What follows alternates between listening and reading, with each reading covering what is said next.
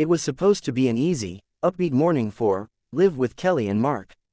The set buzzed with the familiar warmth of studio lights, the soft chatter of producers, and the rustle of cue cards. Mark Consuelos adjusted his tie in the backstage mirror while Kelly Ripa flipped through the day's interview notes, sipping her coffee.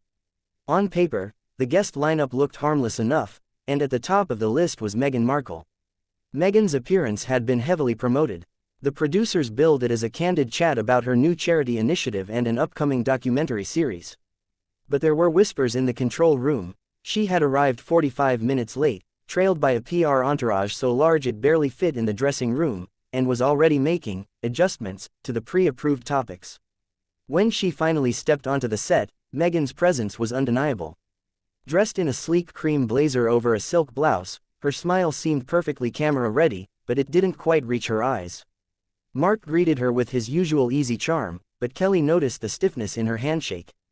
The first few minutes went smoothly. Meghan spoke about her new projects, sprinkling in carefully crafted talking points.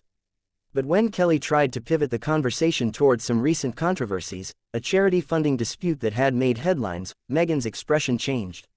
She gave a quick, dismissive laugh. "I think it's important," Meghan said, "to focus on the positive rather than dredge up old, frankly sexist narratives." Kelly blinked. "I'm not sure asking about accountability is sexist," she replied, keeping her voice calm. "It's just part of the conversation." Mark, sensing tension, jumped in with a lighter question about Meghan's life in California, but Meghan steered it back to her grievance. "People love to paint strong women in a negative light. That's what's happening here, and frankly, it's disappointing." The audience, normally quick to clap, sat uncomfortably still. Kelly's smile froze just enough for the cameras to miss it. Like our video, subscribe to the channel and don't forget to press the bell icon. As the minutes ticked on, Meghan began turning the questions around, criticizing the show's research, calling certain queries tabloid level, and even remarking that some morning hosts are part of the problem. Mark's eyebrows lifted slightly. "Are you suggesting we're part of the problem?" he asked. "If the shoe fits," Meghan said softly, but the mic caught every syllable. A hush fell over the studio. Kelly leaned forward, her voice firm now. "Meghan, this is a live interview, and we treat every guest with respect. We expect the same in return." Meghan smirked, glancing toward her PR team offstage. "Maybe your viewers prefer conflict to substance. If that's the case, I'm not interested in playing along." That was the breaking point. Mark straightened in his chair. "Then maybe we should end this here."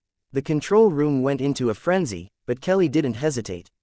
She stood, smoothed her dress, and said, "We'll be right back," signaling the cameras to cut to commercial. As soon as they were off air, Mark walked Meghan toward the backstage exit. Security discreetly guided her team out, and within minutes, her car was pulling away from the studio. When they returned from the break, Kelly addressed the viewers directly. "We value open conversation here, but mutual respect is non-negotiable," she said. Mark nodded beside her. "Sometimes things don't go as planned. That's live TV." Clips of the incident flooded social media within the hour. Some defended Meghan, claiming she'd been ambushed. Others sided with Kelly and Mark, praising them for standing their ground.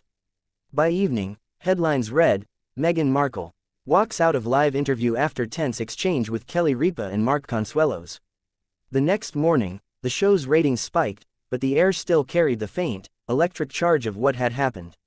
For Kelly and Mark, it was just another reminder that in live television, anything can happen, and sometimes, it does.